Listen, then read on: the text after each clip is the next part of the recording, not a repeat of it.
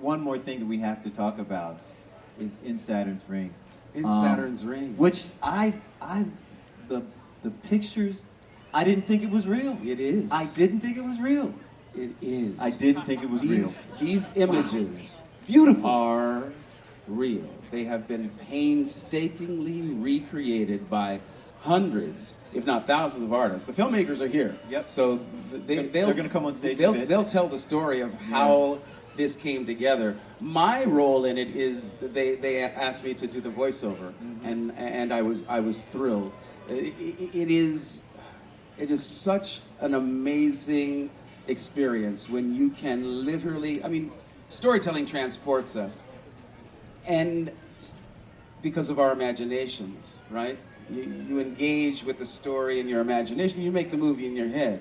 When you're looking at something like Saturn's Rings, you don't have to imagine, because they've been out there with the cameras and they've brought back the imagery for us to enjoy, and it's amazing. Stupendous. Stupendous. It is. It really is. So they're showing it here, of course, in Right. the museum. They're going to do a showing a little bit later. in the IMAX theater. In the IMAX theater. Beautiful. It'll be like being in space. It will be. If you guys check it out. I highly when you guys recommend go and check it out. you check it out. Let me bring out the filmmakers. First, well, let's just bring all three of them out so you can give them some love, and then I'll introduce them and you can find out who they are. Bring out the filmmakers from Saturn's Ring. Bring them on. Stephen, Marie, and Jason. Stephen, come down here. Marie, you take the middle seat. Jason, you're there on the end. Awesome. So the man to my immediate left is Steven Van Buren. He's the director and the writer of In Saturn's Rings. He's South African by birth, Southerner by osmosis. Indeed. And is the spiritual as well as organizational leader of this boondoggle called Saturn's Rings. Next to him is his wife, Marie Stone Van Buren. She's an artist and musician. She was born and raised right here in Detroit. And then next to Marie is Jason Harwell. He's a graphics, marketing, and experience designer from DC. He joined the effort as a volunteer and then got a full-time gig? I'll just work my way up. He worked, talking to the microphone. Sorry, worked my way up. And you started as a volunteer and worked your way up. Ladies and gentlemen, the filmmakers, give them a hand. Thank you. So Stephen, let's start with the obvious. How did this come to be, this enormous project, and what were you thinking? Well, you actually set it up perfectly. It came up because of a book and because of my imagination. When I was a kid, my mom, I was maybe 8 or 9 years old, gave me Cosmos, the book, before I ever saw the television Carl series. Sagan's Cosmos. Have you read it? If you haven't, If you haven't read it, I actually do the unabridged audio version. So you can listen to it, which I consider a read. If you've listened to a book, you've read it. yes, Right? absolutely. And it was reading about Titan, this mysterious moon of Saturn, that had a full atmosphere. It's larger than our moon, and they had one fuzzy little brown picture of it when I finally saw the book. And so I followed this mission called Cassini, which was launched in 1997. It took 7 years to get to Saturn and arrived in 2004. And it did not get any media coverage. Nobody knew about it, and almost nobody knew that we landed a spacecraft on the surface of Titan and took pictures. And I felt, well, the reason maybe that people aren't excited is it doesn't feel like the moon landing. We don't feel there's an astronaut that's Right. there. So if I can take real photographs and find some way to put them on a giant screen so people can feel like they're there and only use real photographs, I didn't know how to do it. I'd never done anything like that. I had no conception, and that's how it got started. And you figured it out. True, with a lot of help. Marie and Jason, talk about the importance of these images being actual photographs and not computer-generated images, and what the difference is.